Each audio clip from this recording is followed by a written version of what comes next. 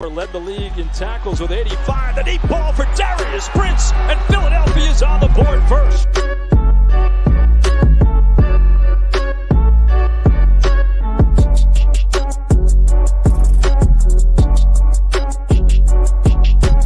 On the draw, this is Bryson Allen. And Allen weaving his way all the way down to the 22. 10-yard line, 5. Mayfield, Dancy, all around. Throw it as far as he can throw it. Jump ball coming. Crazy stuff. Not this time. And you want to be a wide receiver, you're going to have to take a little bit of a hit like that as Brown got him in that shoulder, but watch. Oh, those are teeth. Do we have a dentist on staff here?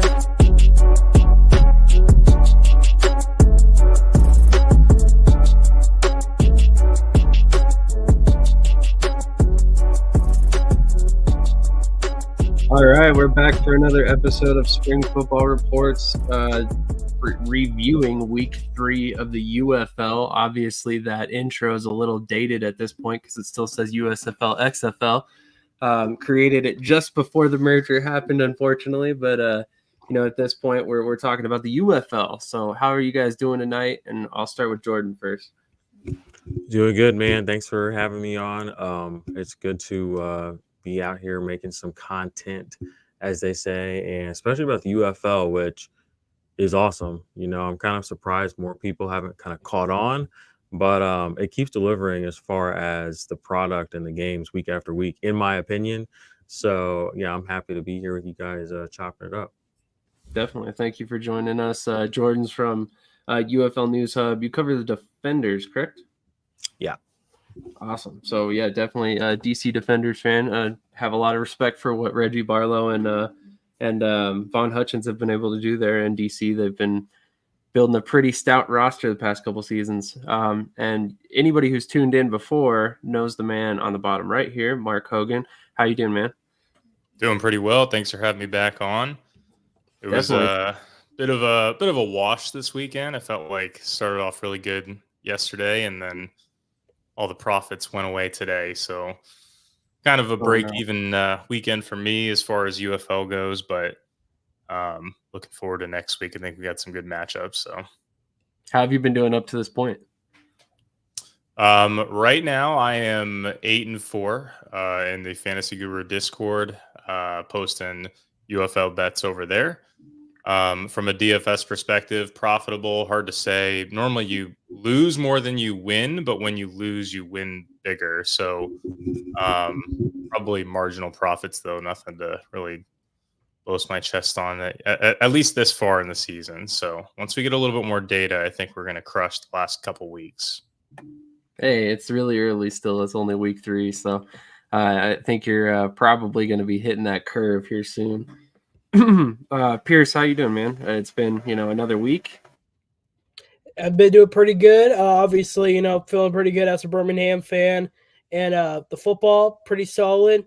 There's been a couple games that we'll talk about, but kind of going with Mark there. It's just like I felt like in the last 2 today were a bit rough, but ultimately another fun week of football.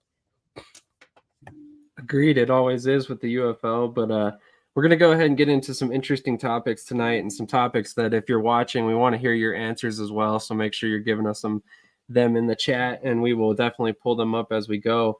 But I'm going to go to Jordan first on this one. And the first topic tonight is, should the UFL consider adding a preseason game, or at least a controlled and live broadcasted scrimmage of some sort to try and knock off a little bit of the rust before the season? I'm going to go with no. I like the idea of it, but the games are already kind of so, as far as attendance wise, kind of stunted. I mean, that's kind of I don't want to say it like that, but that's just another point for people to kind of, I feel like, hone in and be like, well, look, it's not that great or whatever. We want it, in my opinion, when it hits the field, I want it to be, running. And if that's, the first week or two, I mean, I think, betting over here, didn't like every single under hit the first 2 weeks, but I think every single over hit this week. So there is something to be said about the rust, I think, but I think that's part of the nature of the beast. That's completely fair. Mark, what do you think?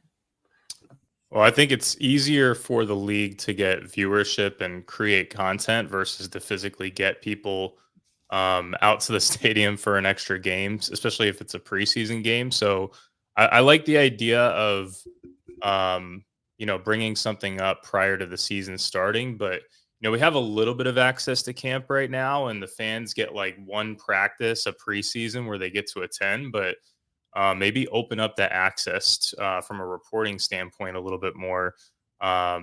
Schedule folks to show up to camp to specifically create content and share that in the social media landscape.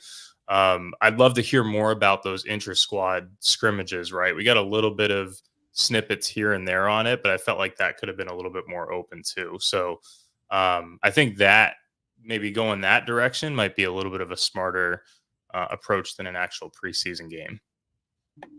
That's fair. That's fair for sure. I mean, I definitely understand the production value behind a preseason game might be a little bit much for a fledgling league like the UFL, but at the same time, I think that maybe more of those controlled scrimmages or something like that would help with the game flow, at least at first. But Pearce, what are your thoughts on the matter?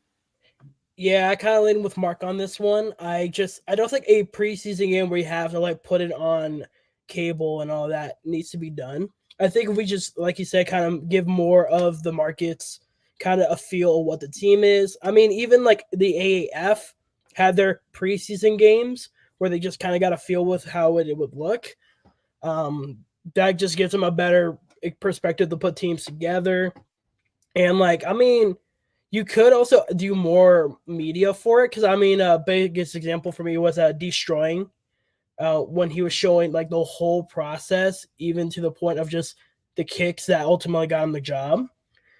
So it's like a clash to me. It's like I like a preseason game. I don't think it's necessary, but you can also kind of show off more of the scrimmages and the training camp and maybe kind of talk about that more. I could see that as well. The other topics we have for tonight are kind of things that we can discuss after the game. So we'll probably get into the game reviews, and then we'll talk the other topics, and then game previews for next week. So for anybody watching, make sure you hit that like button, comment, subscribe on both channels, Pearce Sports Productions and Shady Sports Network if you haven't already. And then also make sure to check out these two men below us, DFS Marlin on Twitter, and then Jordan Rains with UFL News Hub as well. We're going to get into the first game of the weekend, which is obviously the DC Defenders versus the Arlington Renegades. And this came down to 1 point, 29-28 DC Defenders over the Renegades. We'll go to Jordan first. He's our resident DC Defenders fan for the night. I mean, it was a wild game, and it's kind of indicative of the Defenders playing kind of tentative, I feel like.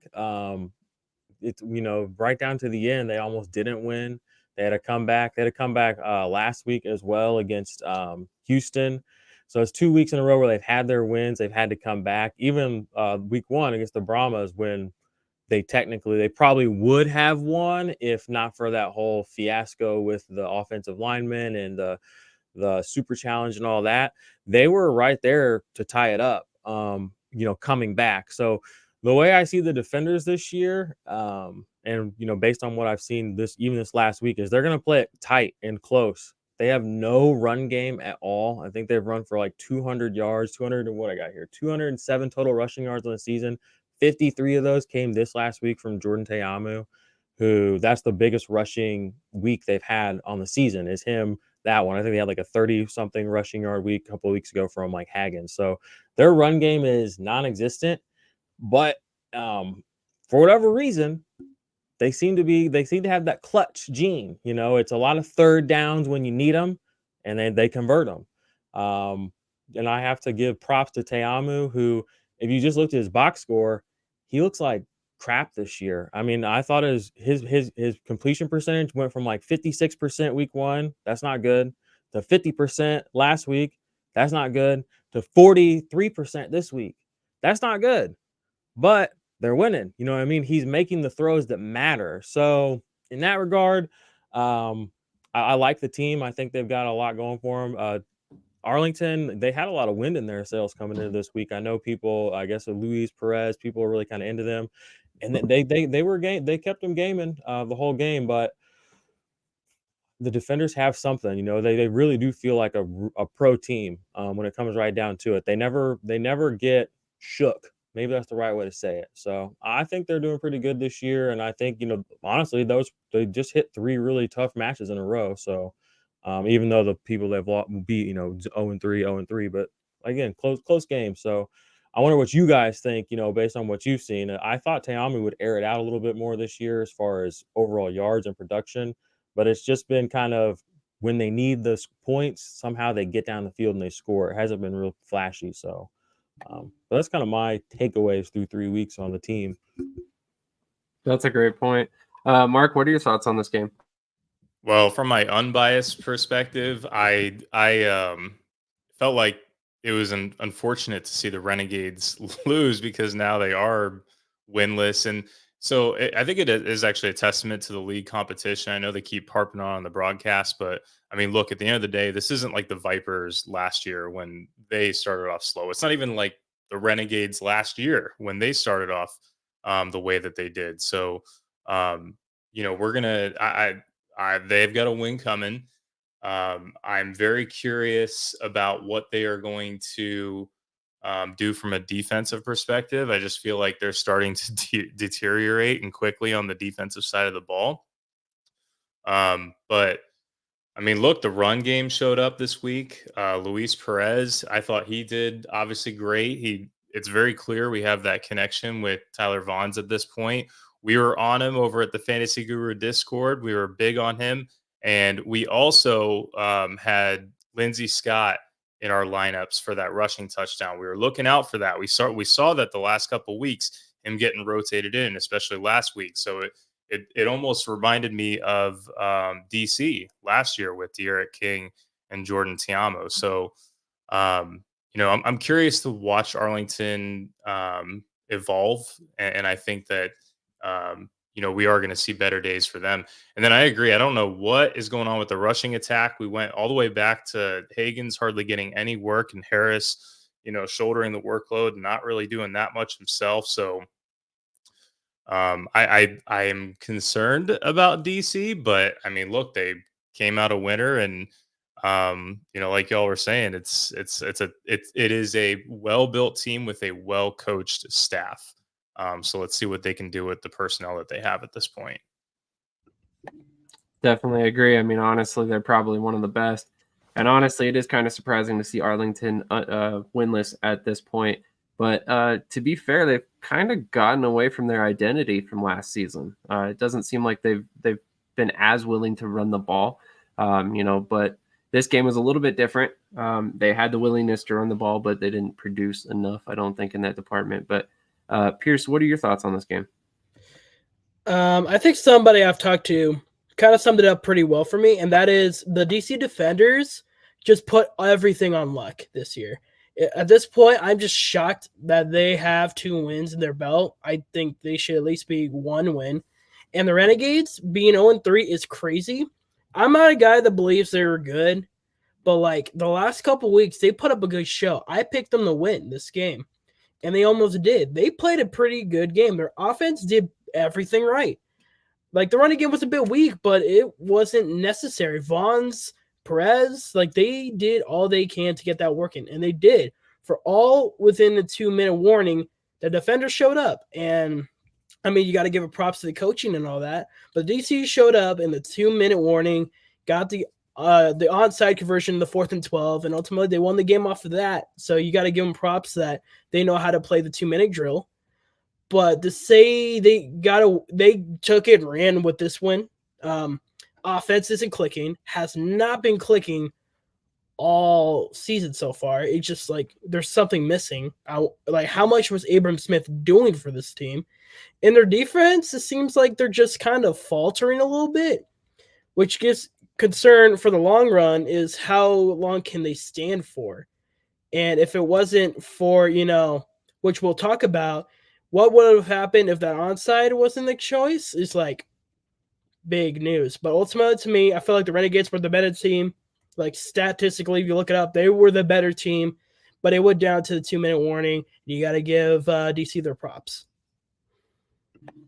Mark said it best right here. Use more Chris Rowland. I'm a firm believer Chris Rowland's one of the better receivers in this league.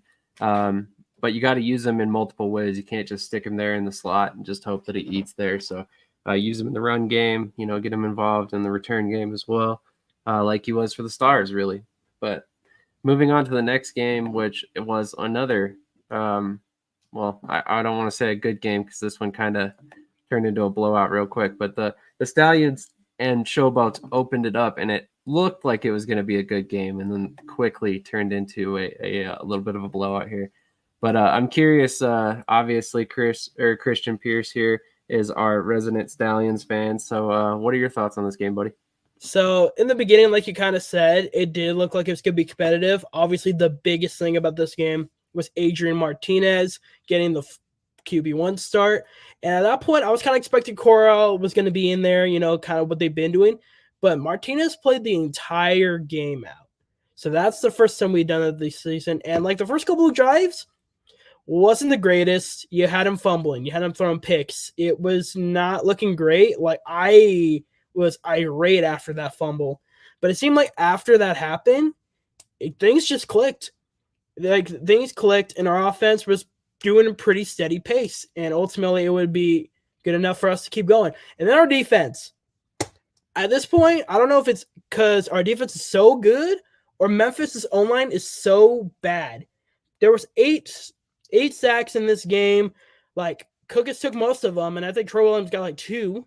That's right. Troy Williams, Mahler's legend, was subbed in because Cookus was taking too many hits. And the moment the Stallions scored late in the fourth, they're like, okay, we need to take him out. It was bad. Memphis did not have anything going for them. They had one good drive, and that was it. Like, it was bad. And we even have currently the biggest lead win right now with 19 points. It was 15, but now it's 19.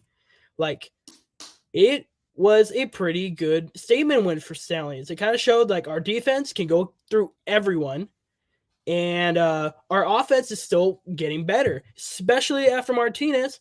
He might have sealed the job after that. And if he keeps getting better and cuts down the turnovers, the Stallions are going to be a hard team to stop. And I posted this on Twitter, but I feel very confident, kind of a hot take. We can easily go 6-0 into week 7 against St. Louis. Like, that was a pretty big showing for Stallions. And in regards for the Showboats, it's just like, I don't know. That was their biggest hit of a wall so far. And hopefully for them, they can recover because Case Cookus is that guy. But you got to protect him, man. Calvin Ashley, Generals dude, he was on our team. He didn't make the team, which was sad, but he was an all-USFL player. Why is he still not signed? The Showboats got to make some changes on the online. Otherwise, they're in big trouble. I would agree. And, Ashley even said it himself on Twitter this weekend that, how am I available right now? I could help multiple of these offensive lines. But, ultimately, let's go to Mark next. Mark, what are your thoughts on this game? Yeah, I mean, I completely agree with the pass protection. Like, I don't think that type of pass protection will hold up against most of the teams in this league. And, at the end of the day, this offense has not looked in sync whatsoever. I thought this was going to be their get right game and kind of their coming out game. I also have been someone who I don't think the Stallions are the best team in the league, despite how they've started and even how this game went. But obviously, the outcome kind of hurts that argument a little bit on my side. But at the end of the day, the biggest surprise again to me was Adrian Martinez. I was not expecting him to just have the outright starting job from the beginning of the game to end. And it truly looked like they won't be going back to a 2-quarterback system. Now, who knows? This is a spring league. We've seen crazy things. But I thought he was pretty stellar. Ricky Person also really stood out to me too. I thought that dude was running hard. He was catching balls out of the backfield. So watch out for him cutting into CJ Marable's, I think, workload moving forward a little bit.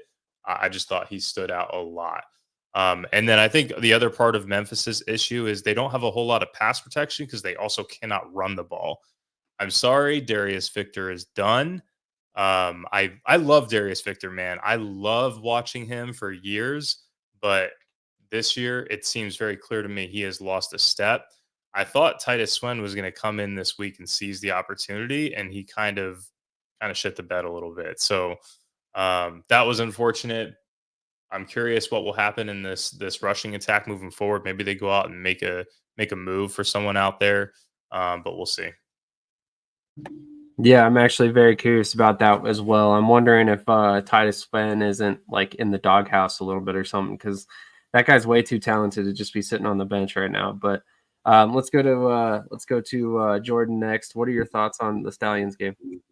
I'm gonna be honest, I have not watched the entire Stallions game yet. I was able to tune into a little bit of it. So but I did see that they were basically shellacking the Showboats, which I'm kind of with you. I think that the Showboats they're the one team in this league. I can't tell if they are able to hang, if they just got a couple of bad breaks, or if they really are kind of maybe the low man on the totem pole, even though they got that early win. I've seen a few big plays out of them, but you can kind of tell that they're trying to find their identity, I guess, is kind of what you were keying in on there.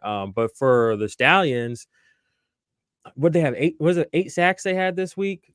And I'm trying not to let that overly influence how I view them, because I think it's going to be easy, like, oh, best defense in the league, etc. But that's one of those things where momentum can get on your side. I mean, you can have a sack, and a sack on one set of downs, and that's 3 sacks on one drive, And so I know those things they're easy to inflate, but when you compare some of the other teams in the league that have had only like 4 or 5 sacks the whole season, it is something worth noting. But I don't know. I remember last week it felt like, or 2 weeks ago, it felt like everybody was like, Matt Corral is him, he's him. And I just felt like that was one of those situations where we're just trying to use the name brand value of a former NFL player. And I was like, is Matt Corral really him though? Like, because I don't know. I mean, just because you keep saying it, I don't know if I believe it. And it seems like,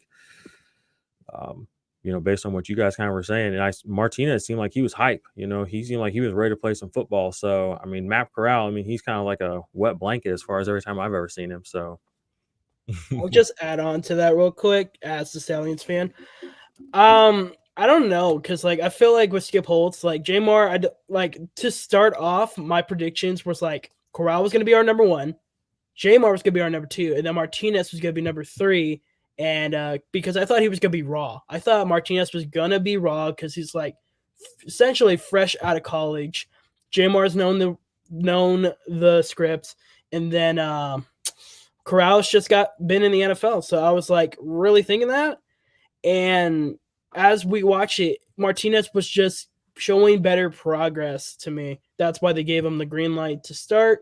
He's just been consistently getting better when Corral just kind of stayed the same. If you look at his stats and just see how he plays, he's kind of been the same. But Martinez has progressed every time he gets more snaps, not to mention he can run fast. And that does bring the question to me as a Stallions guy and a UFL guy. Like you kind of said, he was the name brand. Is how many people are going to be mad or stop watching because he showed up for Matt Corral? Gives me vibes of the FCS with Johnny Manziel. Where's Johnny? Where's Johnny? It's gonna be I hope it's not like that, but that could possibly be the thing. But ultimately, Martinez just should show better progress, and if he keeps going, yeah, Corral can easily be a guy they just trade to, I don't know, Houston. But that's just shooting a huge one right there. Yeah, it'd be interesting to see another mid-season trade of a quarterback, especially a starting quarterback at that. But just real quick to run down Adrian Martinez stats: 18-28 for 334, 2 touchdowns, 0 interceptions, 5 carries, 44 yards, and a touchdown. I think that's 2 weeks in a row with a rushing touchdown, and I want to say he's got a little over 100 and just around 110 rushing yards the last 2 weeks.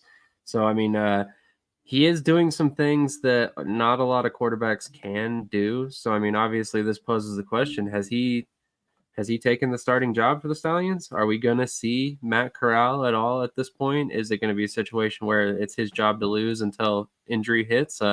let's go to you first, Jordan. It looks like you've got your thoughts already. Well, I mean, I just looking at those numbers based on everything else that, kind of in my research on this league, one thing that I've noticed is because of the kick returns being, you generally are going to get past the 25. Quarterbacks are actually kind of, I don't want to say struggling, but you have less yards available.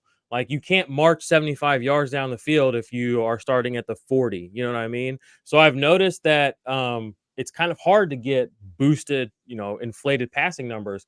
So to see Martinez with 300 plus passing yards there, I mean, my jaw hit the floor because I mean that's NFL numbers, and that's pinned at the 5 a couple of times in the whole 9 yards, plus 44 rushing yards.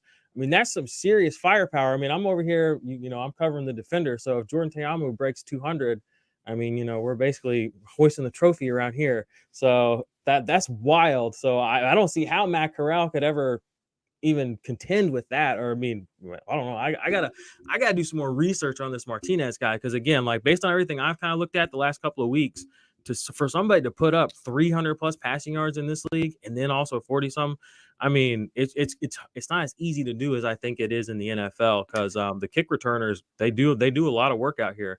They're getting 100 plus yards in kick return seems like every game sometimes. So That's actually a great point. That's a great point, that a lot of times the offenses are handed short fields and they're not getting as many passing yards because each drive is yielding a little bit less. So Mark, what are your thoughts on this? Is Adrian the guy going forward? Yeah, in my opinion, he does exactly what Alex Magoo did for this offense last year. So he's demonstrating a similar skill set to fit the same system. And I think Corral doesn't bring that, the ability to rush like Martinez does too. And in this league, a dual threat quarterback gives you an instant advantage. So, I think at the end of the day, he's earned the job too. Um, and he fits the system. So I don't have a doubt. I think that they might mess around with Corral a little bit just because it's spring ball, and maybe Amart has a bad game or he throws a pick, or the pass protection doesn't do well or something, and the game's out of hand. I don't know, but I think Amart's going to be the guy. I definitely agree at this point. Obviously, Pearce, it sounds like you feel the same as well. Yeah, Martinez, like I said, he's just been in the better progress, and ultimately, I think that running ability really is just what's giving it that extra edge. It gives the Magoo vibes, and it's just like I said, Corral I feel like he's like, it's just odd to me, like how he won it. Like it could have been just by the name brand. I would love to pick Skip Holtz's brand on that, just like why he went with 2. I don't think it would have been arguably that close, but it's either like Martinez was a quick learner, because like I said, I thought he was raw to start off. But yeah, I think Martinez is running with this game. Funny enough, I guess the show buzz is when he has his big game, kind of like Magoo last year. So I think, yeah, Martinez is going to be the guy all the way. And depending on health-wise, because he did get hurt in week 1, and they had to limit his snaps for that, maybe we do see Corral depending on what Martinez does with the ball, because he also did fumble as he runs. So his runs could be a high-risk, high-reward type of deal as well. That's something that should not be forgotten. But Martinez is your guy for sure. I would agree. I mean, yeah, he's definitely had a couple fumbles, which is something to watch. And he has, thrown a couple interceptions here and there. So that is definitely something that's a part of his game as well. But one thing you cannot teach is speed, my friend. And 4.45 speed at a quarterback is just nuts. So, give this guy some chance to develop, which is exactly what these leagues are about. And maybe we see him in the NFL, and actually legitimately holding down a backup job, not in and out of the league, but we'll see. We'll see. I mean, obviously, he's still very young. He was a rookie in 2023 with the Detroit Lions, and that's how he ended up with the UFL this season. So definitely kind of interesting to see how everything's progressed. But another key aspect of this game that came out of this, and a topic that Mark brought up beforehand, was, did Wes Hills get benched for Matt Coburn? I mean, obviously, Memphis has 2 really talented running backs. Both guys have been kind of committee type backs before, but Wes Hills last season, just to remind everybody, played 10 games, started 8 for the New Orleans Breakers, had 180 carries for 680 yards and 10 touchdowns. So there were points in time where he was the guy to watch when it came to running back last season. So I'm curious on your guys' thoughts. So let's go to Mark in particular first. What are your thoughts on Matt Colburn taking over that job? Yeah, I mean, this game was pretty fascinating to see how quickly they wanted to switch to Colburn. The only issue was that Colburn seemed like he got up gimpy towards the end of the game here, and then Hills came in when it was out of hand and basically just to run the clock out. It almost seemed like Wes Hills wanted to break. EJ Perry, you could hear on the mic, kept saying, get down, get down. You could kind of tell Hills wanted to get in the end zone at the end there, just to maybe pad his stats and get a little bit more run on tape. So I don't know. I mean, look, it's a running back room, so that it's not like Hills is not going to play, and he did get more carries in this game. But I think Colburn probably is the RB1 now, and it's probably like a 65-35 split. If he's healthy, that's going to be the biggest question. Definitely. Thank you, Pearce, for telling me in the private chat. I slipped up. They're on Michigan, not Memphis. That is totally my mistake. So moving on to the Panthers and Roughnecks game, which they did play in, not the last game. I apologize for that.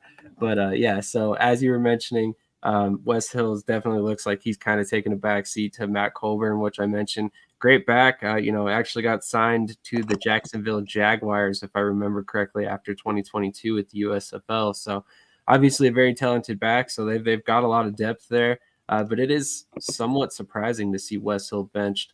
Jordan, did you have any thoughts on this one? No, not really.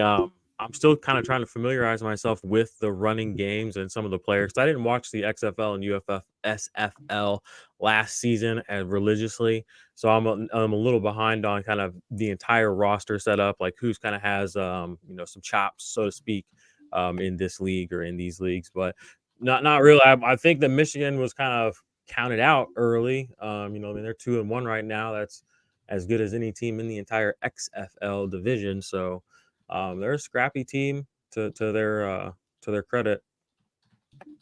I would agree. They definitely got a lot of talent too. So Pearce, what are your thoughts on that one? So Panthers Roughnecks. Yikes. The Houston is not looking great. That was a hard game to see that happening.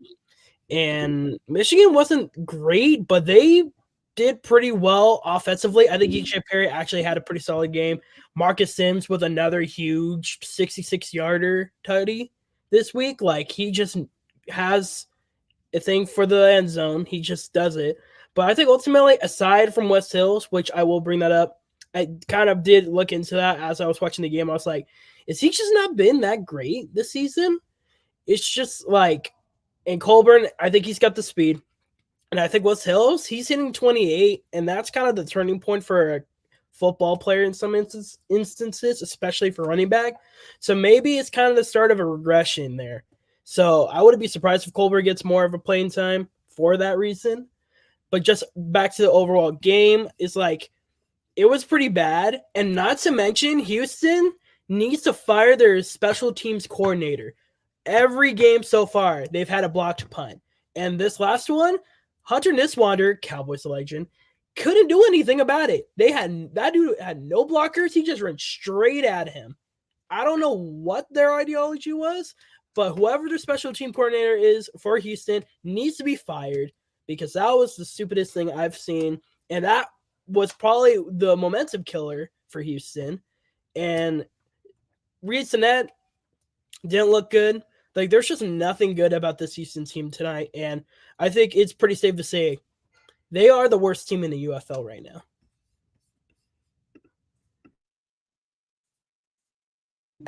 Sorry about that. I think it's Garrett Chacheri. I'm probably butchering that last name, but Pearce has his eye on you. He's coming for your job. You better watch out. But yeah, definitely. I was not aware that they had a punt blocked in every single game so far. But either way, that's pretty ridiculous. That's a major mistake if that's the case. So I will say EJ Perry played really well in this game. 16 of 19, 208 yards and a touchdown. Also rushed for 60 yards and 2 touchdowns. So definitely kudos to him. After having a couple rough games, he kind of turned it around a little bit there. But let's go ahead and get it. Mark's thoughts on this game as well. Yeah, I mean, I don't want to, I guess, necessarily deem him this title yet, but he's definitely on his way to looking like the Josh Allen of the UFL. So I don't know if we'll continue to see it. I mean, but the thing is, his rushing ability truly is there. He is deceivingly fast for how big of a player that he is. And that's why I give him the comp of the UFL version of Josh Allen. I don't think I still don't think he works through his progressions appropriately, but he can extend plays with his legs. And every time he does, he gets a guy like Marcus Sims open for a big touchdown. So, um, EJ Perry will be interesting to watch. I thought that was weird that they brought in Etling at a certain point in the game. I'm not really sure. I guess just because they were winning big at that point. Reed Sinnett, I really didn't think played terrible. They just don't have there's nothing on the Houston side that gives this offense like that extra pop. Like they're one weapon away. So I'm curious to see what we're gonna look like when Mark Thompson comes back. I thought he was gonna play this game when I saw that he was traveling with the team and he kind of posted some cryptic tweets about him being back. So that kind of was not great to see him not play, but I'm thinking we'll probably see him next week. So it seems like he's getting close to being back here. This was not originally one of our topics, but I did want to ask this, and it had slipped my mind before. But I'll go to Mark first on this one. Do you think Nolan Henderson will get a chance to start next week for Houston? I don't know. I didn't personally think that Reed Sinnett played bad. I don't think this game was necessarily on him per se. So I just think that their defense just couldn't couldn't hold EJ Perry up here. So I mean, if you stop them on two of those if you keep EJ Perry out of the end zone with his legs here, I mean that's a completely different game, obviously. But so I don't think that we're not going to see Reed Sinnett here next week. But will Henderson get the opportunity down the line? Maybe, but Kenji Bahar is also kind of in the tailwinds here, and I saw him coaching him up during the game on the live coverage. So it was kind of like Kenji's coming in already with that veteran presence that I don't know might still jump Henderson here. It'll be interesting to see as well. Jordan, did you have any thoughts on those guys, or did you have any awareness on Nolan Henderson and Reed Sinnett? No, I was just kind of looking over kind of what you were pointing out about that guy whose name we couldn't pronounce, Garrett Charcuterie board, whatever. But he's the running back coach and the wide receiver coach for Houston, as well as the special teams coach. And I'm looking, and he's the only guy he's the only team. They're the only team that has the same coach for running backs and wide receivers. So I thought that was curious.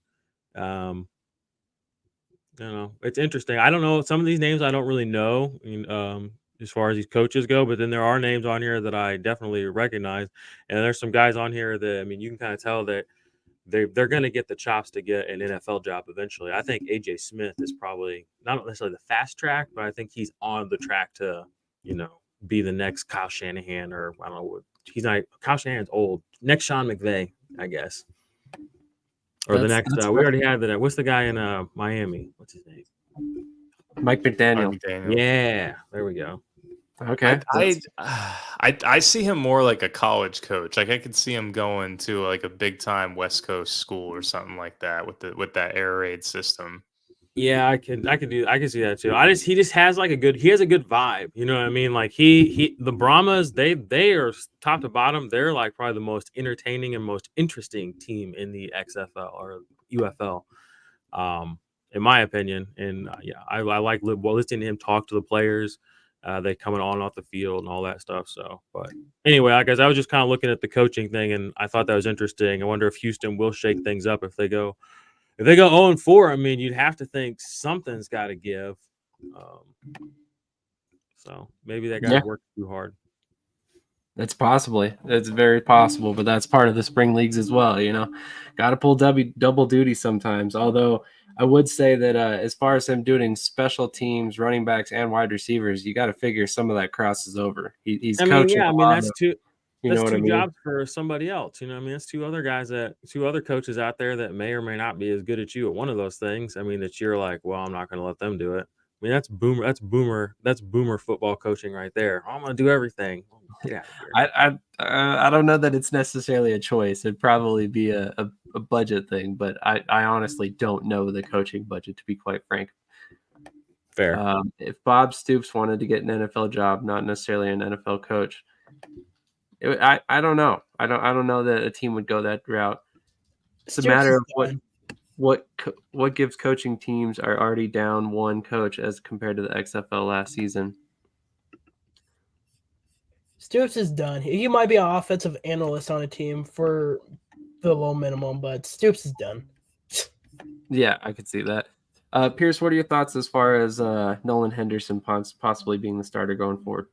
So I feel like the Roughnecks are kind of in a rough spot. He also did get hurt, and Henderson had to come in for a little bit.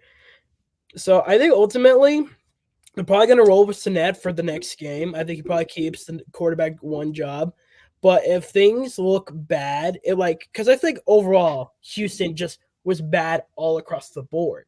So like Mark said, he wasn't the worst, but he couldn't help but look bad because everyone else was bad. So I think he does get the shot for next week.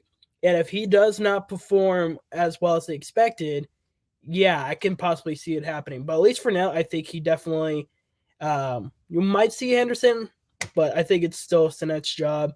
And in regards for the coaching, because I just thought that was interesting, I'm pretty sure Stallions have a full coaching staff. So I don't know if that's a budget thing or if that was just Curtis Johnson is their coach in Roughnecks. I don't know. Maybe that's just a coaching decision. But I think that's a lot because you're dealing with wide receivers and running backs, which are those for Houston considered good? Is there anyone that stands out in Houston? I don't know. It's actually interesting. I'm looking here too and down the list, and the only other grouping of coaches that I see that has the two position groups is everybody has the same corner and safety coach. So but that makes sense. I mean, that's defensive backs. You know what I mean? But they're the only team that has retrofitted this special teams coordinator as their running backs and wide receivers coach. And like you said, I mean, I think it's interesting that you pointed that out. It seemed like you keyed into that. And like you said too, they don't the Birmingham, they've got a full coaching staff that every single position. Well, the Philip Montgomery's got a couple of spots, but almost everybody else has their own coach. Everybody else has their own coach, but yeah, Houston on some different stuff. Isn't Montgomery ironically the running back and wide receiver coach as well as the co-offensive coordinator or something like that? He's tight end and running back and co-offensive coordinator. Yes. Okay, so interesting situation in Birmingham there. I think they wanted to give him a lot of responsibility because he is a very recent college head coach that came on board. So right. So they wanted to give him a lot of pull in the organization, I guess you could say. But moving on to this last game from week 3, we've got the Battlehawks defeated the Brahmas 31-24. I actually had picked San Antonio in this game. I thought San Antonio at home had a little bit of an advantage here, but this was one of the battles of two of the more stable quarterbacks, I would say, so far through this season. Chase Garbers and AJ McCarron, who have both been playing fairly decent, but came out of this game underwhelming on both points, despite the fact that this game was decided by 55 total points. So let's go to Jordan first. You said the Brahmas have been one of the most exciting teams. Care to elaborate on why you think that after this game? Well, I mean, one, their defense is good. You know, I mean, they have what I call playmaking defense. So they're able to kind of force turnovers. I mean, they got a pick six on, or not a pick six, but they did pick off almost a pick six weeks one against Teamu. Darius Phillips had a pick six today, or was that today? I think it was today. Or pretty close to it. So he had took that all the way back. So their defense can get it done. Their offense, Garbers, or was it Gabbers or Garbers? He's not overly impressive, but he doesn't look bad. You know what I mean? He kind of reminds me of like what I feel like Baker Mayfield was this last year in the NFL, where it's like, okay, like he can play ball, you know, and you know, maybe people weren't really on to him. But offensively, I mean, they seem to hum, you know, I mean, they seem to hum. Their coach, I mean, Wade Phillips, you can tell he's experienced, so there's not as much miscommunication. I feel like they kind of have a good sync going. Yeah, they didn't win today. Battlehawks are tough, but I think that they're one of the better teams in the league overall, and they can run the ball, you know, a little bit more than, well, some of the teams, but Battlehawks can run the ball too. But so I think the Brahmas just have an overall decent roster. And I think another thing too they had going for them, kind of like Michigan, is I feel like people kind of counted them out a little bit early. So, but they did go down today, lost to the Battlehawks, caused the law. I live in Missouri, so I'm a Battlehawks fan at heart, I guess you would say. But yeah, Battlehawks, I saw that one. There was a Hakeem Butler. I mean, he was beasting on some dudes today. I was thoroughly impressed with that.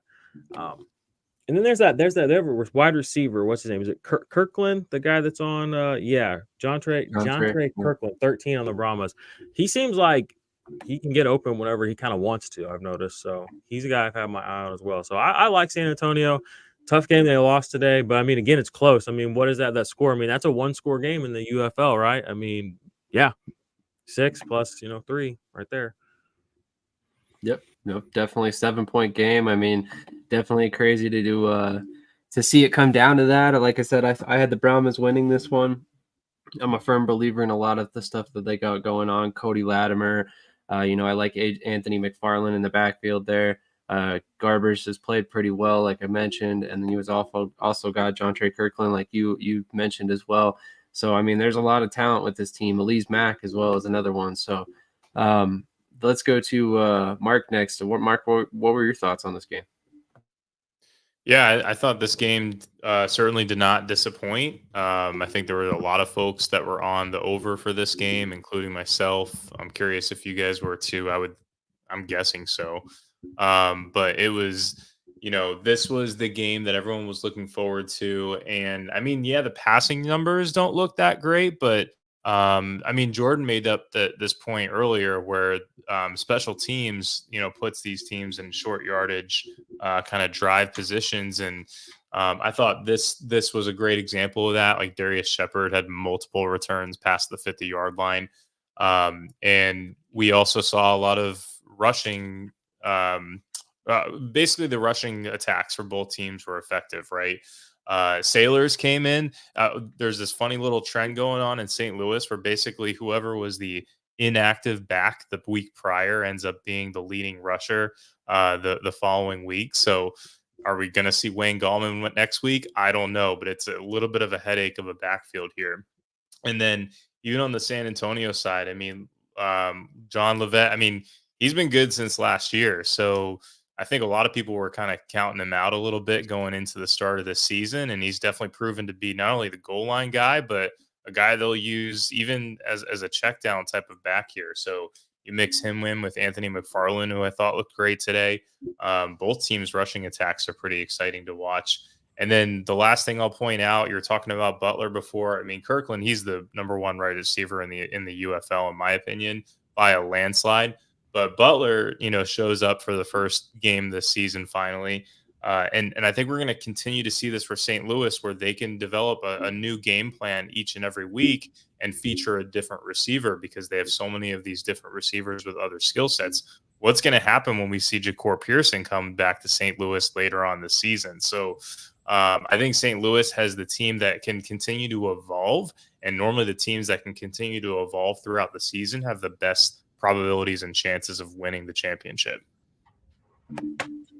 Well, real quick, I'm going to introduce another guest tonight. XFL Jim, who just got done with his show as well. Thanks for tuning in, sir. Appreciate you coming on. What's up, boys? What's going on? Howdy. So Living we are life, living talking. it up. We are talking the St. Louis Battlehawks San Antonio Brahmas game. Do you care to give us your opinions on this game? Instant classic. Hated the late game play calling from San Antonio. Was super frustrating to watch. I feel like they've regressed in play calling from week 1 to week 2 to like week 3 in spurts. I love the game though. The game was awesome. And when St. Louis is on offensively, I think they're probably the best offense in the league. When they're clicking. I could definitely see that. I mean, we were actually just discussing all the talent they've got. John Trey Kirkland, crazy. Cody Latimer, Anthony McFarland, Lovett, Garbers, all these different guys. Pearce, you haven't gotten a chance to discuss this game. What are your thoughts on this one? So I just think I picked Battlehawks to win this game. They just were the better team. I think San Antonio had its peaks, but I think ultimately they just couldn't get it done. Garbers was solid. I actually looked this up just now, but apparently today, this was the first time San Antonio had over 100 rushing yards total. They haven't done that until today. And I find that interesting because I think a running game really does help. Coming from a Stallions fan, I just know it does help. And I wonder if that was an edge there. And I mean, for me, it was pretty easy win. I think that offense, the Battlehawks offense, it's just hard to stop. Even if they are changing running backs every week and they just pop off, and just that wide receiver core and McCarron, just as hard to stop. And I don't think San Antonio's defense was able to do it ultimately. And it just continues for me that I don't know where San Antonio is. They're still my wild card team. They have not changed for me. It's like I don't know where they fit. Are they like good enough, or are they just getting lucky like the Defenders? Like they are just so wild. But ultimately, stabilization from St. Louis was the main contributor here. And yeah.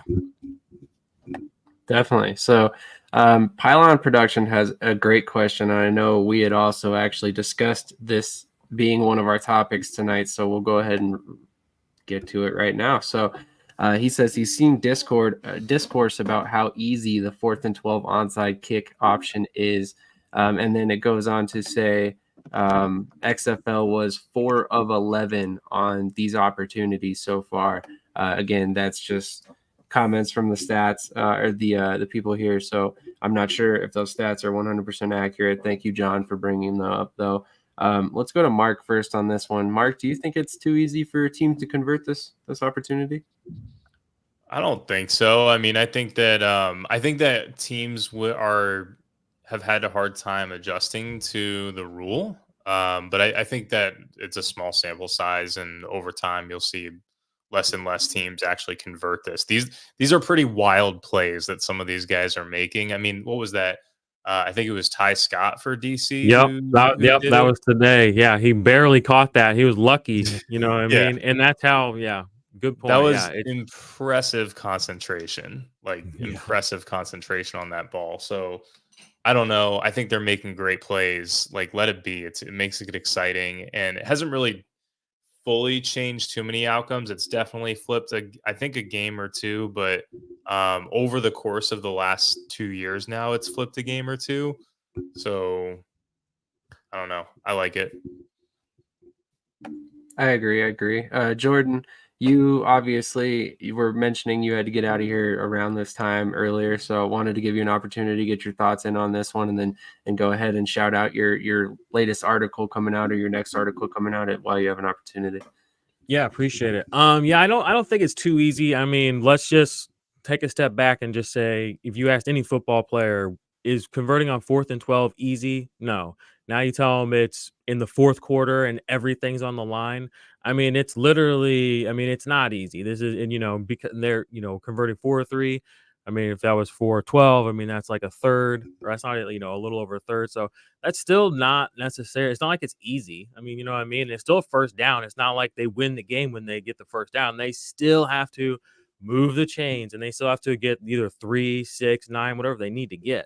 So I like that it's an option. I think the discourse around it, being that is there's two reasons for that. One is probably the fact that the UFL content circle of people isn't huge, so the conversation is, it probably that's something easy to low hanging fruit right now. Is that something we're going to talk about? But I don't think it's in 2 or 3 weeks it won't even be a relevant thing.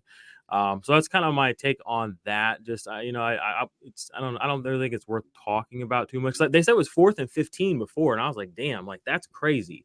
Fourth and even if it was 4th and 10, I mean that's a ballsy throw for any quarterback to take. So it's 4th and 12 again. The game's on the line.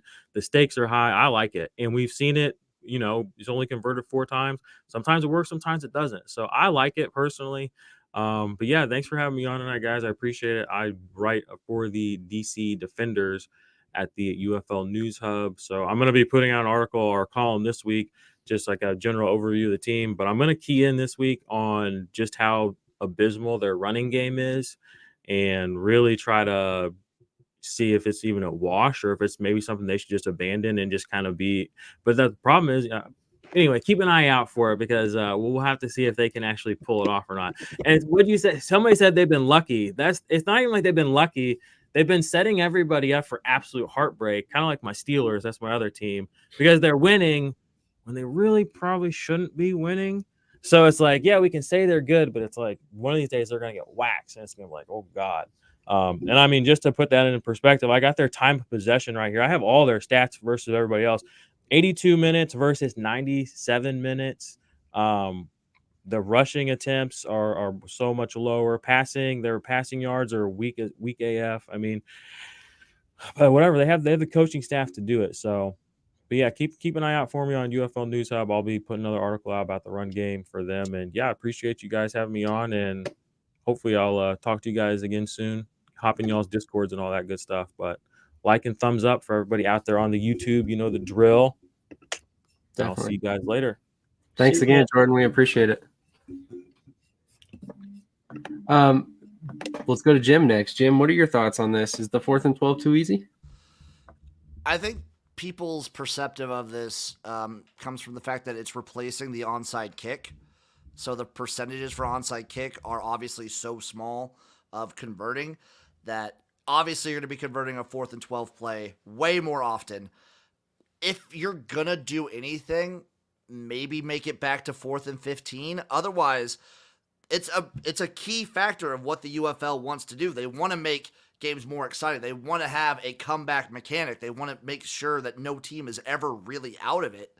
So you have to balance it between being, oh, it's impossible where you're only converting like 1% to 2%, but not get it to where you're converting like over half. I think the 30% mark is around perfect. I think it's right where we want to be for the 4th and 12, where you still have, it's one play to get 12 yards. That's not easy. It's not easy to do. Honestly, even if it was like 4th and 5, 4th and 2, it wouldn't be easy. Like, this is not an easy thing to do. Maybe it's easier than onside kicking, but it's not easy. And I think the only reason you see it is these guys are making crazy plays. And if you saw it more consistently where teams were doing it more often, like I personally think San Antonio should have done it this game. I think more teams should start attempting it. Maybe when you see it more often, the percentages will kind of show that it's not just a gimme, like a lot of people are thinking. Yeah, no, I definitely agree. And I like what you said there, that I think 30%, 25%, somewhere in that range is right where we should be. To put that in perspective, apparently, according to Yahoo Sports, last season, 5.2% of onside kicks were recovered in NFL, and only 2 of those were surprise onside kicks. So, I mean, with the rules the way they are now, onside kicks are basically ineffective or impossible to recover at this point. So with that in mind, I almost like the fact that the 4th and 12 is allowed to be an option for these teams to kind of try and spur a comeback, especially because if you get that, then that's an immediate momentum shift as well. So I think that's also something that plays into a lot of these teams going on to win after that fact. But a lot of comments rolling in. So we're going to go ahead and move on to the week 4 previews. The first game of the weekend is the Showboats versus the Battlehawks in the Dome. That one's going to be a fun game to watch. Let's go to Jim first. What are your thoughts on this one, sir? I'm excited for a bounce back spot from for the Showboats because they don't have to play the Birmingham defense, which has just made every team they go up against look like children. I expect a very also the fact that my take on St. Louis is they played in nothing but very close games, which very exciting games. I want to see the Showboats offense bounce back. I want to see a very exciting game. The more the season goes on, I just see the Battlehawks turning on more and more and more, feeling themselves more. So I don't know what the spread will be per se, but I feel like I got to favor the Battlehawks to get this one done and kind of comfortably, especially with how the Showboats have shown second half collapses, even in their win in week 1. And they've looked like this offensive line is I'm getting flashback to last year's Stars team with how badly Case Cookis is running for his life and just dying out there. My man needs help. I've been rooting for this guy for 3 years. He needs help. That's fair. That's fair. You don't have to, but out of curiosity, do you have a score prediction? I'm going to do St. Louis 24, Memphis 19. Awesome. We do keep track of this, although there's absolutely no stakes. We're just kind of curious to see how we do over the year. Pearce, let's go to you next, buddy. What are your thoughts on this one? So I'm kind of thinking of a very similar experience. I feel like Memphis does have a rebound, and they probably play a better game. But that defense of the St. Louis, you got Travis Finney. It's not going to be as easy either. And the offensive line shows they're the big weakness on that offense.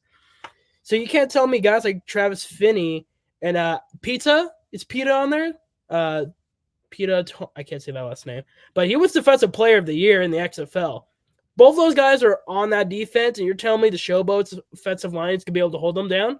No. Ultimately, they're in the Dome. Defense is going to make it hard for them. I think they do play better than Birmingham, but they're not winning, and they're not going to even have control of the game. I'm going to go with the Battlehawks 27-20. All right, 27-20. Mark, what are your thoughts on this one? Yeah, I've got the Battlehawks as well. Until Memphis can show me that they can run the ball, I'm having a hard time taking them in any of these games. So, and I really thought Memphis was going to be a lot better this year. So I'm kind of eating my words on that one. But I think Battlehawks run the ball extremely well. I think home field advantage is a real thing. I've got St. Louis in this game. I'm going to go 25-16. All right. Well, that makes it a clean sweep for all of us. I also have St. Louis. I have them winning 31-20.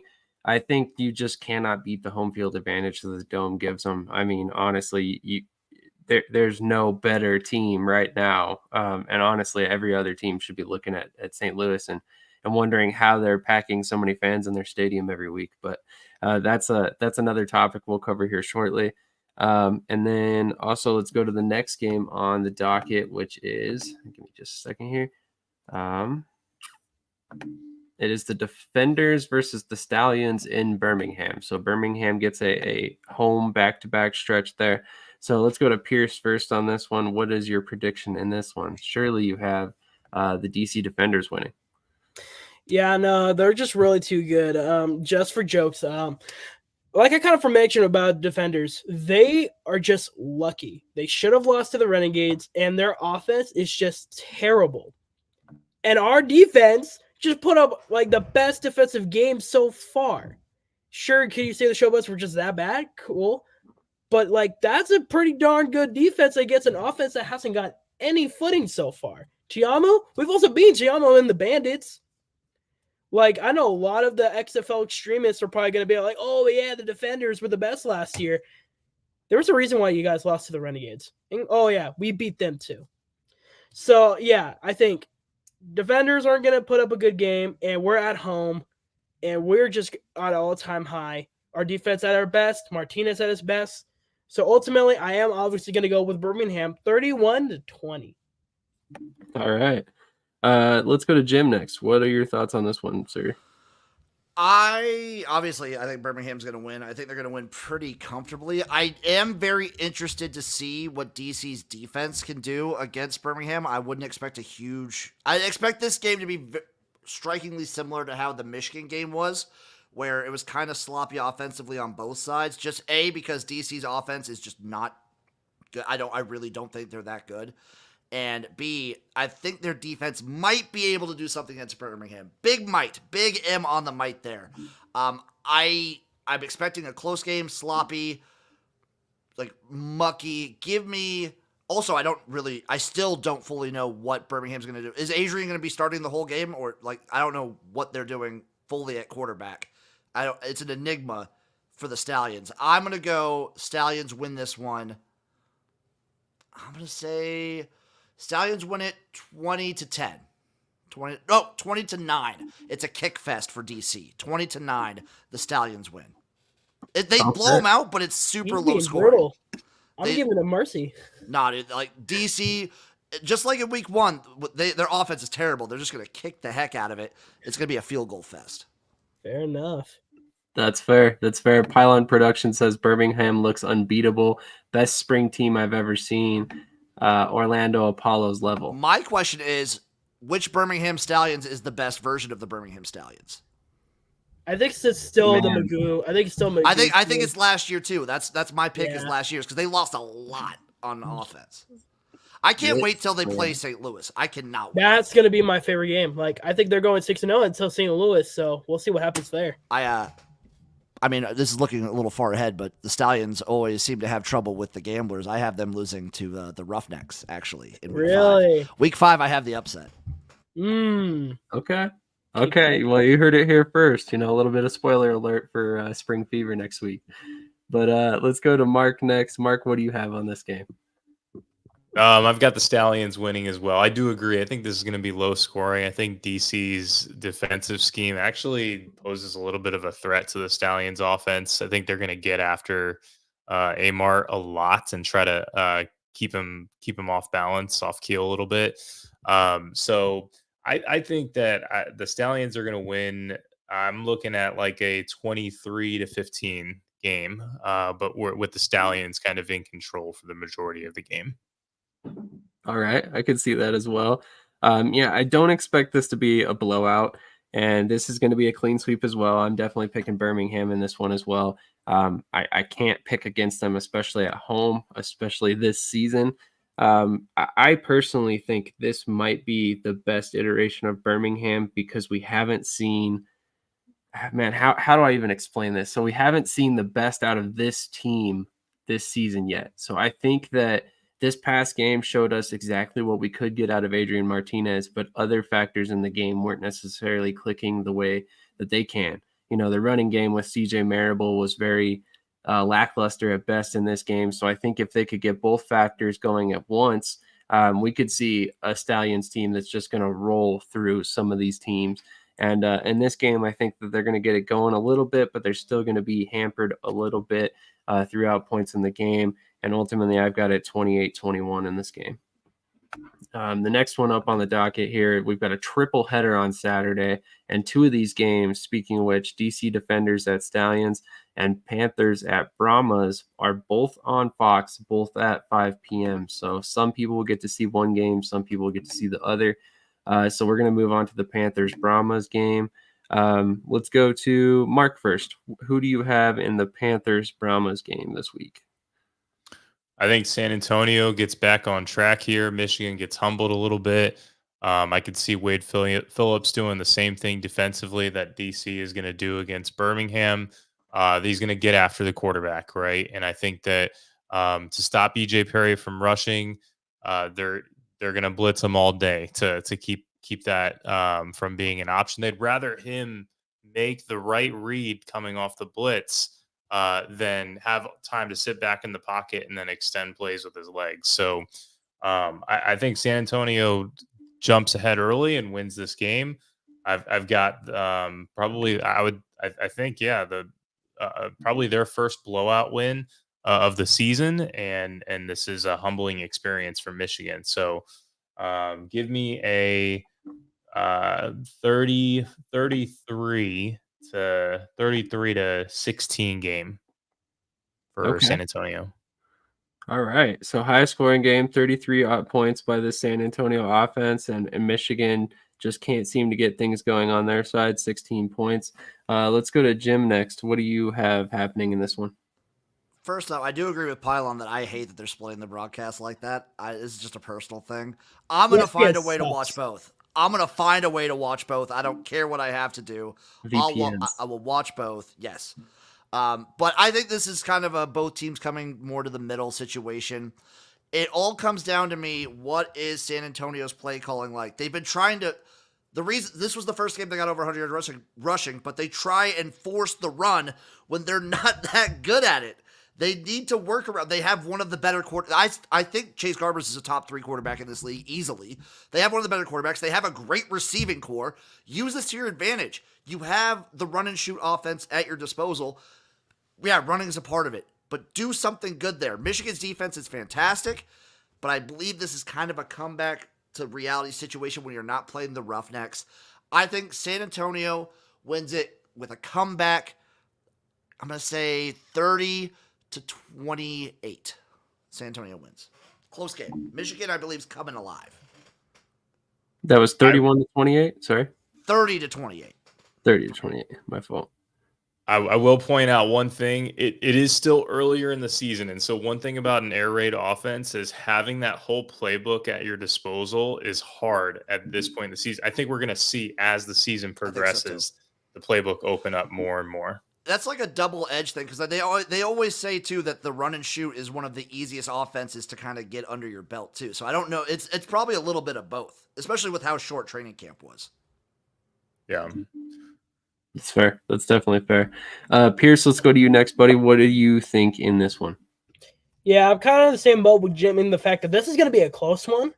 I really am banking that Michigan's defense, I think, is just better than San Antonio's. I think San Antonio's defense is pretty solid, but there's something about Michigan that has been pretty good. Braylon Speaks is a guy I would highlight there. He has been pretty good.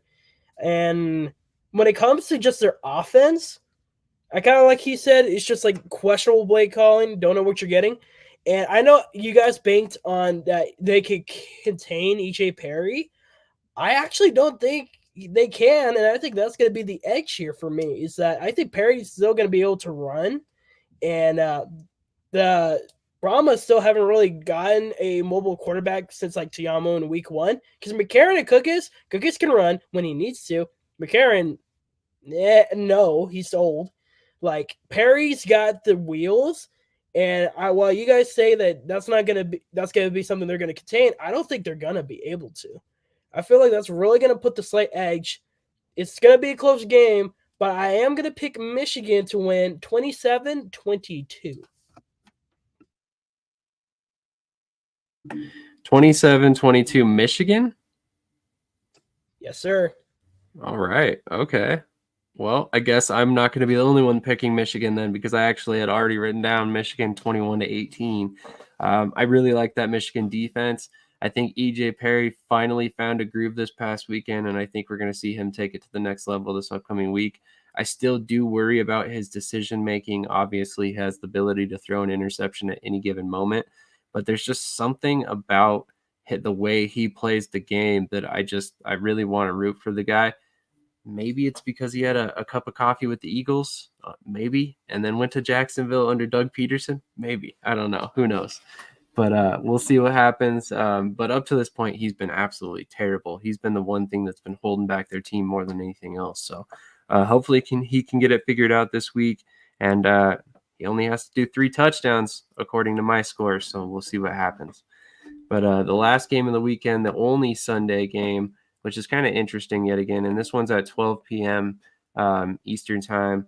Let's go to the Renegades, Roughnecks at home. Let's go to Jim first on this one.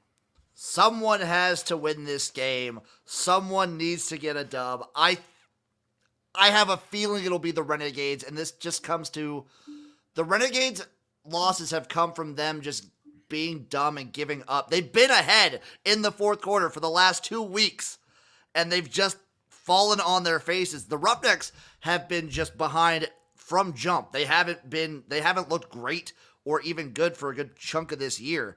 I trust the Renegades more. The only fear that I have is based off of watching in week 3. Luis Pearce is begging for teams to intercept his passes. He threw like 5 real interceptions that got dropped last week. He is begging teams to take advantage of that. And if they do, the Roughnecks win. I'm going to say the Renegades win in a surprisingly offensive battle. Give me the Renegades 27-22. 27-22 Renegades. All right. Pearce, let's go to you next, buddy. That's a good point you brought up about Perez and just throwing picks. I think that could definitely happen, especially that I think Houston had a pick 6 on Jordan Tayama when they went against each other. So that could definitely easily be something that happens. That being said, they do miss Manny Bunch.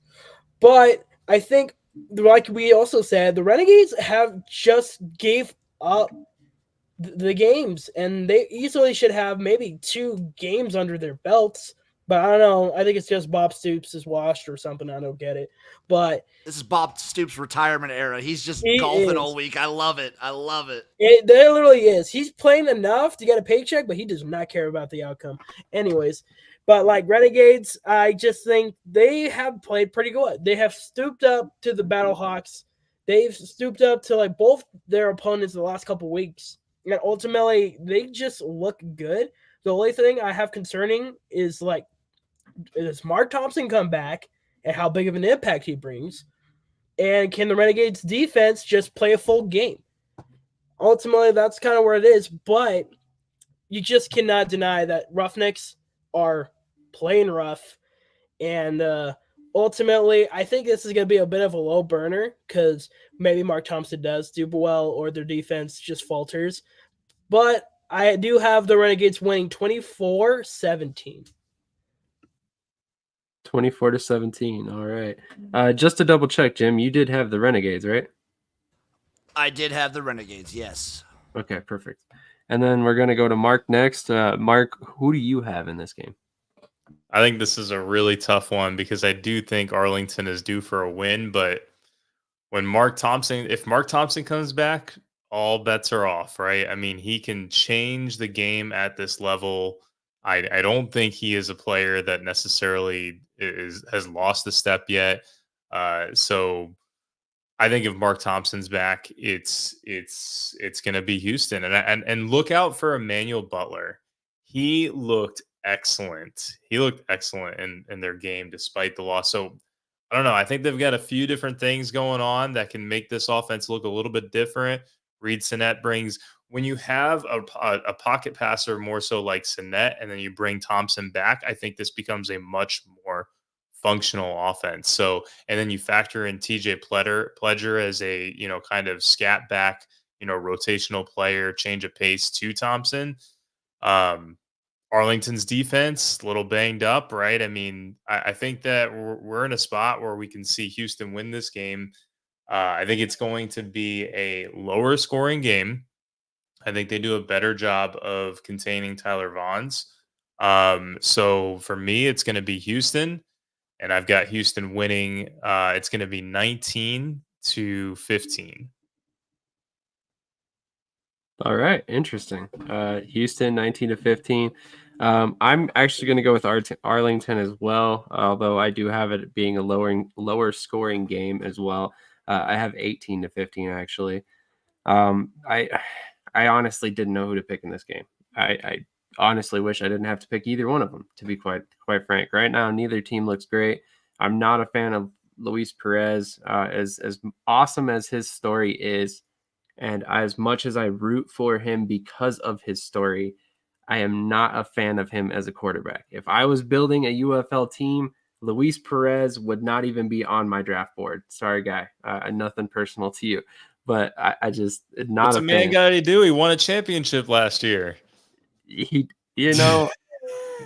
don't know. I just Bob Stoops to relevancy. Some might argue Bob Stoops has his own relevancy before the UFL, but that's okay. But But no, honestly, I don't know what it is. I'm not a big fan of him, even though he was on the Eagles at one point. Just saying.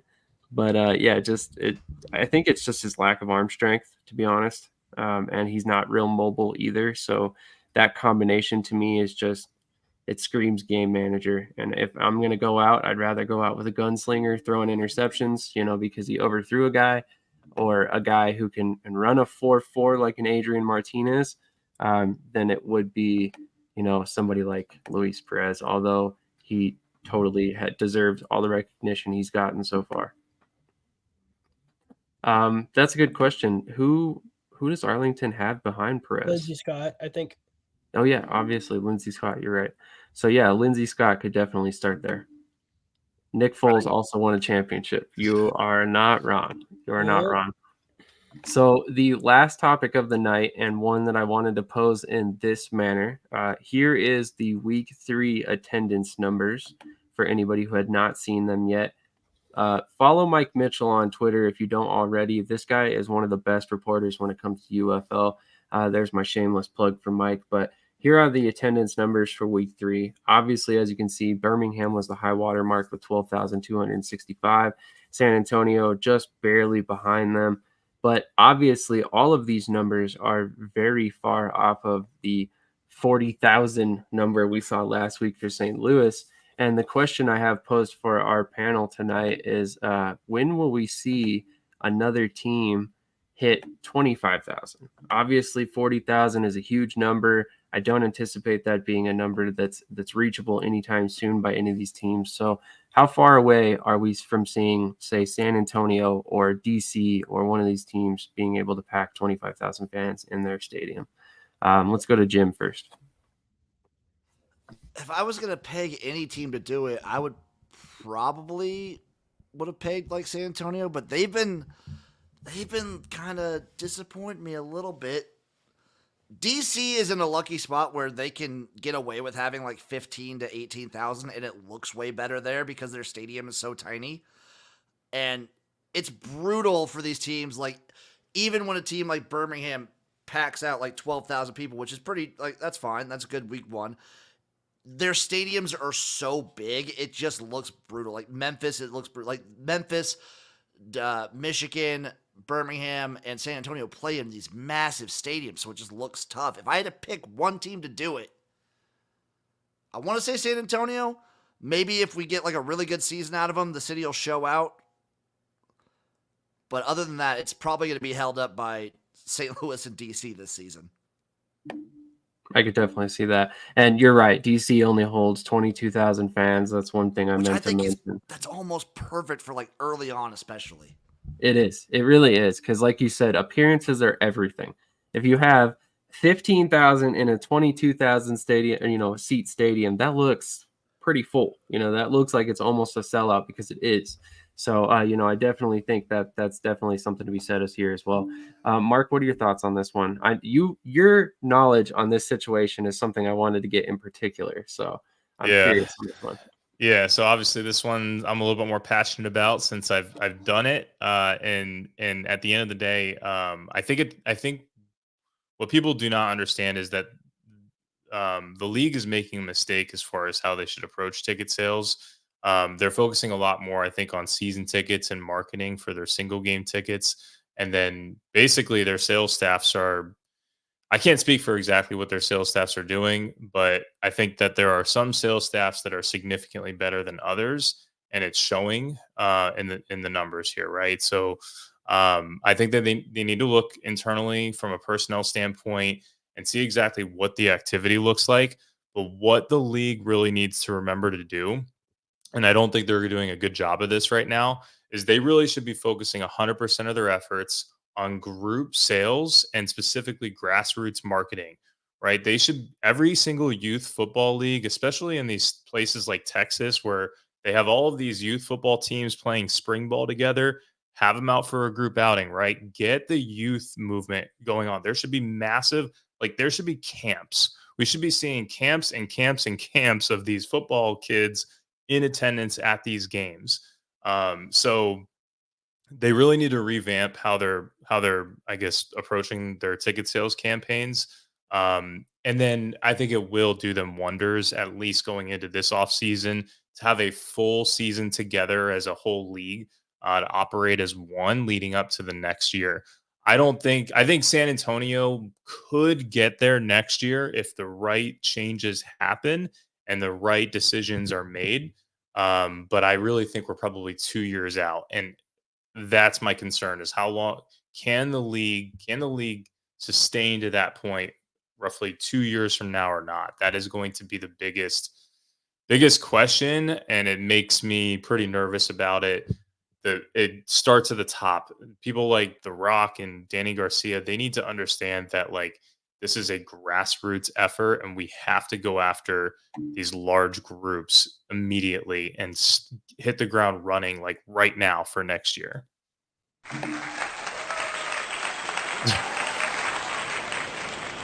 I had to throw that in there because I definitely agree. I mean, that's a perfect example. And as I mentioned, you have the previous knowledge of doing it yourself. So, your input here was a little bit more value than the rest of us in terms of overall experience doing it.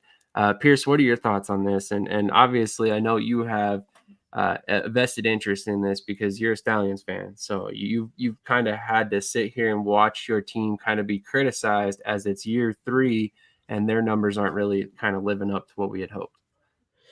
It's a bit of complex for me just because, like, for me, I just really dove deep into Stallions. So, like, I see stuff for Stallions all the time. And I feel like they hit their market well. They actually go out and do things all the time. Like, I see them always posting about it.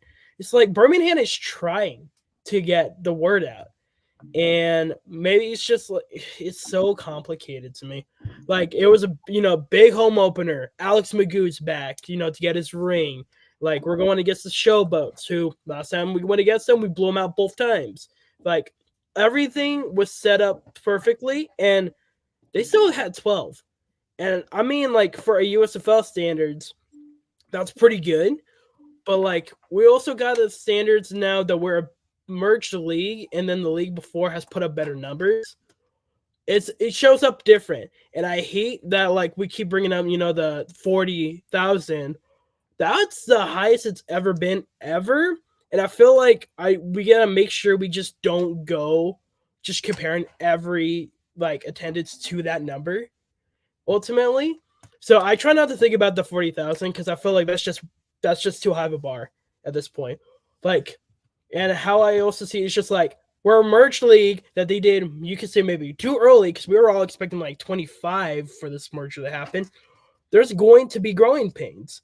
And I think for just like how Birmingham does, for example, it's a good thing. I feel like Birmingham is doing pretty solid just where everything's going. I actually have more concern about Michigan and Arlington.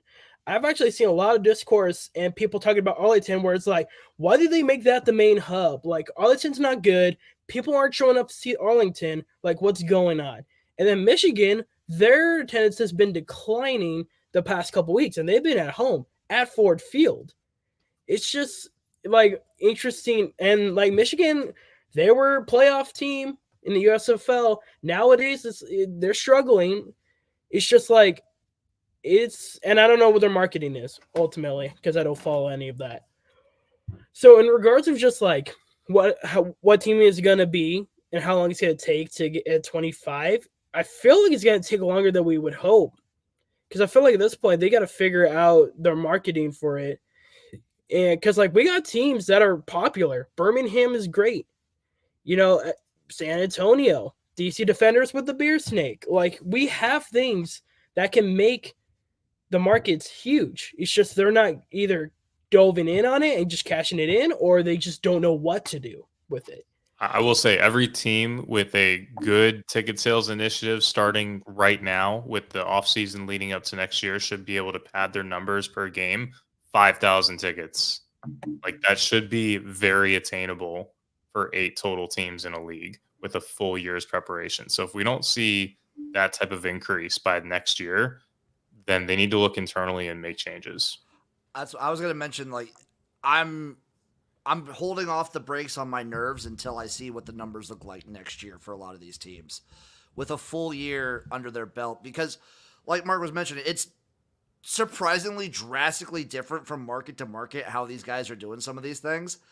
My only experience was with the XFL in 2023, just going to like a Vegas game and then hearing people's experiences of going to like a DC game or even an Arlington game. The experience in Vegas was objectively terrible. It was Yes. garbage. Like, there was people that didn't know what they were doing. The booths were like half empty. It was hilarious. But then I'd see footage of like DC even, or like Seattle, and it would look miles better. It's crazy how drastically different some of these markets can be based on who they're hiring. I do want to bring that out too. It's just like maybe if they could collaborate with more of like, because you know what NFL did with destroying, for example, and having them go to like all the teams and stuff. Like they try to implement that. You can even do that with like YouTubers. Like recently, if you guys follow like the sports stuff, Johnny Barks, who is the editor for like Tom Grossi and Brandon Perna, he went to a St. Louis Bellhawks game and he vlogged it, and it went huge. And like, imagine if we had somebody for the Stallions of like a big name, just like even simple stuff of just trying to get the word out, get people latched on, and then they can talk about it. I mean, they're missing out on slam dunk opportunities. I forget which game it was, but I think it might have been the Arlington game that I heard about, where there was like this massive 5K charity walk where all these people were showing up right outside the stadium, and people were going thinking that they were going to the UFL game. None of them went to the UFL game, and they were all part of this charity thing. But like, partner up with them, man. Know that thing is going on across the stadium. Like, give everyone that ran the 5K free tickets to the game afterwards. Like, yeah. That's a slam dunk opportunity there. So I just wanted to tell, like, this is a little bit of a personal story. So anybody who wants to tune out, I completely understand. But just to give you an idea, you know, Mark keeps talking about these free tickets and how they can impact the league long term, right? Obviously, you don't want to just give away seats every year, because obviously you're not making progress there. But the thing is that these free tickets can take casual fans who have never seen a UFL game, have no idea what the UFL is, and turn them into diehard fans. I'm a perfect example of that. You know, back in 2005, I went and saw an Arena Football League game because my buddy's dad got free tickets from a company to see the Colorado Crush. He didn't want to go. He sent us instead.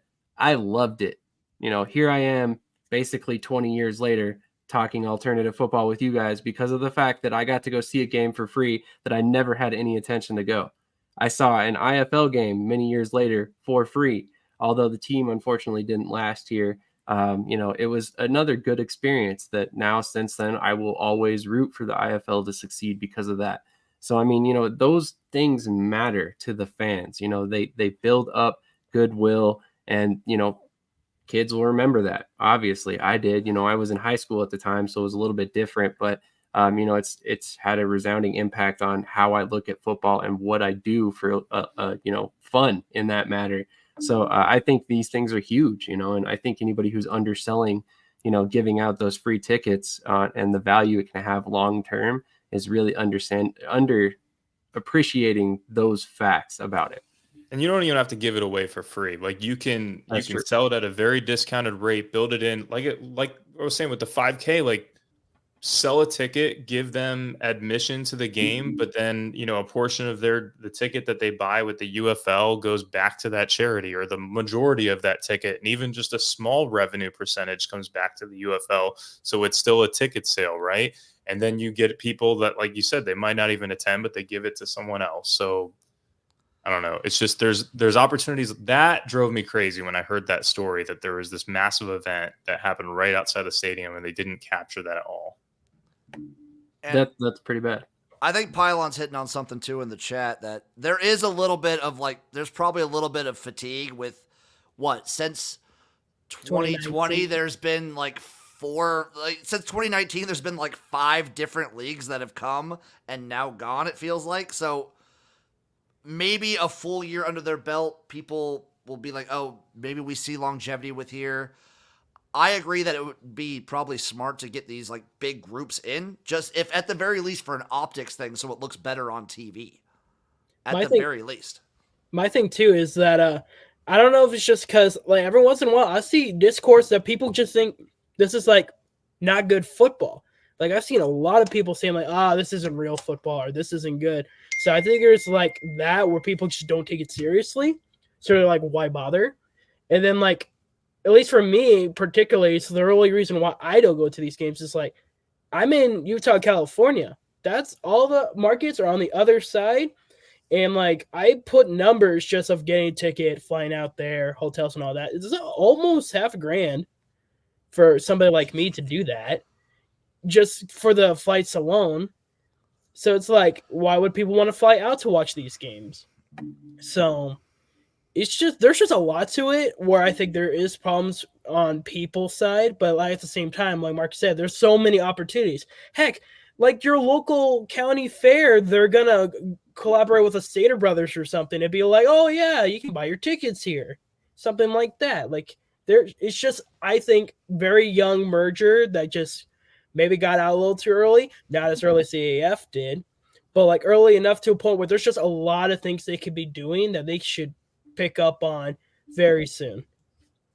I would agree. I mean, there's room for improvement every year, no matter what league, just to be clear. I mean, we're not trying to harp on the negatives that are happening around the league. We all want this league to succeed. That's why we're being critical of the things that are happening right now, because if they don't get changed quickly, we've seen what can happen. You know, there's a reason why the USFL and the XFL merged. There's a reason why the XFL, you know, in 2001 didn't last, and the AAF before that. You know, I mean, obviously COVID played a part in some of that stuff, but you know, there's a reason why we're on like the 4th or 5th different spring football league since 2019. So it's definitely I'm just saying. I mean, I don't know. It's just the focus on who they're selling to or what this effort or approach is they need to change something, because I mean, I worked in baseball. We had weather day for kids, and it was different because it was the MLB, but we did have 81 games, and you would have one day where people showed up for the same exact game and there were 18,000 people there. And then we had weather day where we had a weatherman do a presentation to a bunch of school kids on a school trip the next day. And it was a 38,000 person crowd, right? So you can't tell me you don't do stuff like that and just do these large group events and increase your numbers by maybe 5,000 a game. You only have 5 home games for each of these teams.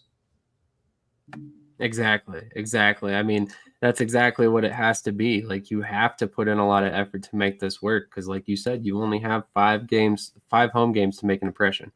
I mean, and yeah, maybe you get a couple fans here that start tuning in and watching the games, which obviously counts as well. But yeah, I mean, at the end of the day, you have to get butts and seats to keep these teams around, at least in those markets. But with all of that being said, I think we've covered all the subjects that we wanted to get to. Any final thoughts before we get out of here for the evening? No Chris Odom. Chris Odom? Oh yeah, I totally forgot about him. Yeah, he looked like he got hurt. Out? He got hurt again? I totally missed that. I don't know if it's a serious injury, but it didn't look good. I don't think he came back. It did not look great. It looked like it was his leg too. Oh no. Yeah. That's not. Okay. They just. He's played 2 games before he got hurt again. That was the problem he had with Cleveland. He got hurt and then never ended up playing for them, and then they let him go. So that's rough. I also like to call a game of the week every week. This week I picked St. Louis versus San Antonio. I feel like that was accurate-ish. That was the best game. I think so. Week 4, I'm going Panthers Brahmas game of the week. It's either going to be that or Renegades Roughnecks, but I'm going to go Panthers Brahmas. I think it's going to be very exciting. Yeah. That's fair. Anybody who's tuning in, all 3 of these guys here with me tonight are content creators in their own right. So we wanted to give an opportunity for all 3 of these guys to go ahead and shout out their networks as well. And if you're tuning in on their networks, we appreciate that you guys decided that you wanted to tune in with us. Make sure to hit subscribe with the other guys that are here and Shady Sports Network as well. Let's go to Jim first. Yeah, follow me on YouTube and Twitch and Twitter at XFL Jim everywhere. There won't be an update for the YouTube this week. I got banned for a week. I got put in timeout for some streaming I was doing this weekend. It's just a little copyright issue. It's fine. It happens. So, but follow me on Twitter, follow me on YouTube at XFL Jim everywhere. Definitely. Pearce, what about you, man? So I go by Pearce Sports Productions. You find me on YouTube, Instagram, Twitter. That is my Twitter handle on the screen. And I just make videos, football videos. I try to cover the Stallions when I can. And I am working on a video about a punter. We'll see how far I can go into it this week, but I do have something cooking up. So just be on the lookout for that. Pearce Sports Productions. A punter, not a kicker, who just had a neck injury? No. Was working on it beforehand. I had a feeling that one was coming at some point. Yeah. You seem to hit on all the guys that have a lot of attention coming to them, so it makes sense. But Mark, I mean, obviously you've constantly got things going on yourself. So why don't you go ahead and tell us what you've got coming out? Yeah, DFS_Marlin on Twitter, Instagram, and TikTok. I post all of my DFS plays and sports bets on my Winnable at DFS_Marlin. You can find that on my TikTok and Instagram, also Twitter. And then I also write and contribute to, at fantasyguru.com. And I am one of the lead content creators for UFL coverage. So we'll post all of my sports bets in the Fantasy Guru Discord exclusively for the UFL, and also a lot of my DFS plays, my core fours every week as well. So had a nice little profitable first couple weeks. It leveled out. We broke even this week. Looking at a big one here coming up with some of these matchups. Definitely. If you are into the betting scene, if you are the type of person who's laying down bets on all these UFL games, IFL games, stuff like that, you definitely want to follow Mark. He's on top of all that. And then also the DFS fantasy football stuff as well. Normally last season we were having him on, he was doing a player of the week for each position, and we'll probably get back to that hopefully at some point. But tonight we had a lot of tough topics to cover. So definitely check out all of his stuff, and he will definitely help you make a little bit of extra pocket money. I mean, I haven't got to that point yet, but every time we talk, he's making money somewhere, somehow. So definitely make sure you're following his stuff. And then also Pearce Sports Production, XFL Gym, and Shady Sports Network. Thank you, everybody who tuned in. 91 people at one point. So really appreciate everybody who tuned in on all these different platforms. Shout out to our sponsor for tonight's episode, D's Place. Follow your passion first. First.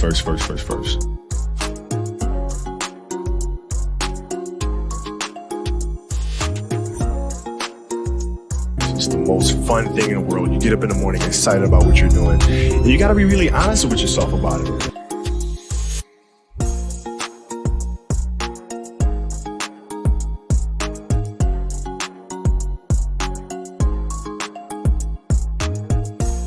And you got to sit there and ask yourself, okay, what am I truly passionate about? What do I enjoy doing? I'm a game changer.